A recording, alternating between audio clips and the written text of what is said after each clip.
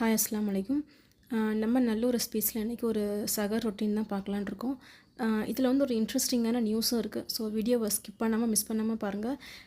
இப்போ நடக்கிற ட்ரெண்டிங்கில் இருக்கிற சுனிதா வில்லியம்ஸ் அவங்களுடைய பயணம் எப்படி இருந்தது, பட் அவங்களோட ஏஜ் என்ன, அவங்க எப்போ எப்படி என்ன ஆனாங்க, அது மாதிரிலாம் ஒரு இன்ஃபர்மேஷன் அவங்களுக்கு சொல்லணும்னு நினைக்கிறேன். ஸோ அந்த வீடியோ ஸ்கிப் பண்ணாமல் பாருங்கள். உங்களுக்கு வீடியோவில் காட்டுற விஷயங்களுமே வந்து சகருக்கு செய்கிறது கொஞ்சம் யூஸ்ஃபுல்லாகவும் இருக்கும். வாங்க வீடியோக்குள்ளே போகலாம். இன்றைக்கி செய்ய போகிற டிஷ்ஷை வந்து நான் தனித்தனியாக காட்டலை, ஃபுல்லாகவே தான் கேப்சர் பண்ணியிருக்கேன். ஸோ வீடியோ மிஸ் பண்ணாமல் பாருங்கள். சுனிதா வில்லியம்ஸ் 9 டேஸ்ன்னு போனவங்க இப்போ 9 மந்த்ஸ்க்கு மேலே அங்கே இருந்துட்டு வந்திருக்காங்க. ஸோ அவங்கள பற்றின ஒரு வீடியோ தான் இது. நிறைய பேர்த்துக்கு வந்து சின்ன வயசுலேயே வந்து நான் ஸ்பேஸில் வேலை பார்க்கணும், நாசாவில் இருக்கணும், அஸ்ட்ரானட் ஆகணும், அது மாதிரி சின்ன வயசுலேயே இருக்கும். ஸோ அதுக்காக சின்ன வயசுலேருந்து அவங்க நிறைய ப்ராக்டிஸ் பண்ணியிருப்பாங்க. பட் சுனிதா வில்லியம்ஸ் அவங்களுக்கு வந்து அவங்க சின்ன வயசுலேருந்து இது ஆசை கிடையாது. அவங்க இதுக்கு முன்னாடி இருந்த ஒர்க் என்ன அப்படின்னா, மிலிட்ரியில் ஹெலிகாப்டர் ஓட்டுறவங்களாக தான் இருந்திருக்காங்க. நிறைய பேர்த்துக்கு கமெண்ட் பண்ணுறவங்களாகவும் இருந்திருக்காங்க. ஸோ அங்கேயுமே வந்து ஹை பொசிஷனில் தான் இருந்திருக்காங்க. 18 வயசுலேருந்து 32 வயசு வரைக்கும் அவங்க அங்கே தான் இருந்திருக்காங்க. சக்ஸஸ் ஆகிறதுக்கு age is not a matter அப்படின்றதுக்கு வந்து இது ரொம்ப உதாரணம். மிலிட்ரியில் இருக்கும்போது ஒரு சயின்டிஸ்ட் ஃப்ரெண்டை மீட் பண்ணியிருக்காங்க. அவங்க சொல்லியிருக்காங்க, உங்களை மாதிரியான ஒரு டேலண்டட் பர்சன் வந்து ஸ்பேஸ் இதில் இருந்தால் அவங்க இன்னும் நிறையா சாதிக்கலாம் அப்படின்னு சொல்லிட்டு. ஸோ அப்போ தான் அவங்களுக்கு ஒரு தாட் ப்ராசஸ் வந்தது, ஓகே நம்ம மிலிட்ரியிலேருந்து ஸ்பேஸுக்கு ஷிஃப்ட் ஆகலான்னு சொல்லிட்டு. மிலிட்ரிலேயுமே அவங்க ரொம்ப சக்ஸஸ்ஃபுல்லாக தான் இருந்தாங்க.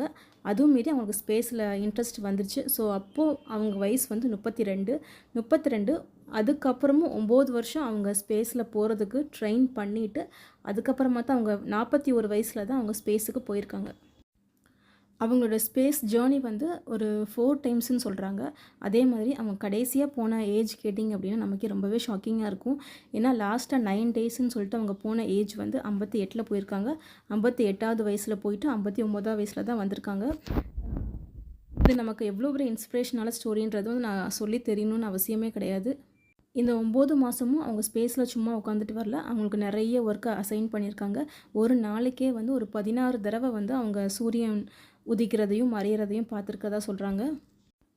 இந்த வாட்டி போகும்போது அவங்களுக்கு சமோசா ரொம்ப பிடிக்கும்னு சொல்லிட்டு ஸ்பேஸுக்கு சமோசா எடுத்துகிட்டு போனதாகவும் ஒரு நியூஸ் வந்திருக்கு. இதே மாதிரி தான் நம்ம லைஃப்லையுமே வந்து வயசை காரணம் காட்டி நிறையவே நம்ம தள்ளி போட்டுகிட்டே இருப்போம்.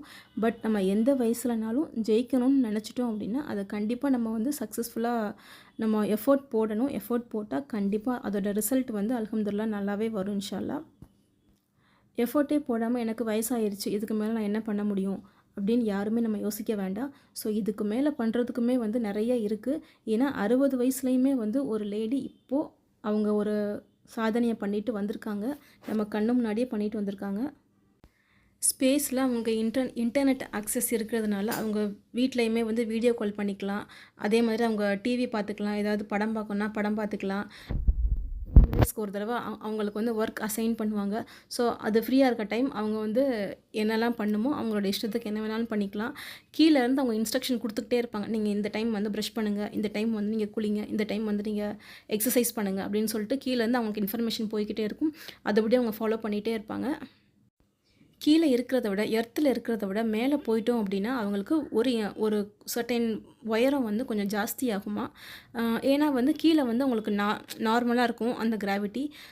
அங்கே போகிறப்ப வந்து கொஞ்சம் டிஃப்ரென்ஸ் இருக்கிறதுனால எலும்புலாம் கொஞ்சம் ஸ்ட்ரைட் ஆகும்னு சொல்லிட்டு ஒரு நியூஸ் பார்த்தேன். அதனால் வந்து அவங்க வர்றப்போ அவங்களுடைய உயரத்துலேயுமே வந்து லைட்டாக டிஃப்ரென்ஸ் இருக்கும். அவங்க மேலே இருந்து கீழே வர்றப்போ அவங்க பாடியிலையுமே வந்து நிறைய விதமான சேஞ்சஸ் இருக்குமா. அவங்களுடைய பிளட் சர்க்குலேஷன்ஸு, பிரெயினில் இந்த மாதிரி நிறைய விஷயங்கள் இருக்குமா. கீழே அவங்க ஸ்பேஸில் மிதந்துக்கிட்டே தானே இருப்பாங்க. ஸோ அவங்க கால் வைக்கும் போது அவங்களுக்கு வந்து பேபி ஃபுட் மாதிரி ஆயிருமா. குழந்தைங்க ஃபுட் வந்து எவ்வளோ சாஃப்டாக இருக்குமோ அந்த மாதிரி சாஃப்டாகிருமா. ஏன்னா அவங்க நடந்திருக்கவே மாட்டாங்கல்ல. ஸோ அதனால் அவ்வளோ சாஃப்டாகிருமா.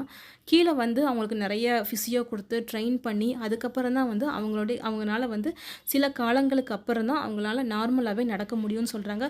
பட் சுனிதா வில்லியம்ஸ் அவங்களோட வில் பவர்னால் ஒரு 5 ஹவர்ஸ்லேயே வந்து அவங்க தன்னாலே நடந்து வந்துட்டாங்க. இதோட வீடியோ வந்து நீங்கள் நாசாவே வெளியிட்டிருக்காங்க. நீங்கள் சோஷியல் மீடியாவில் பார்த்தாலே நல்லாவே தெரியும். ஸோ இதெல்லாமே வந்து நமக்கு கண்ணுக்கு முன்னாடி தெரிகிற ஒரு விதமான பவர்னு கூட சொல்லலாம். ஸோ நம்ம முடியாதுன்னு எதையுமே நினைக்க வேணாம்.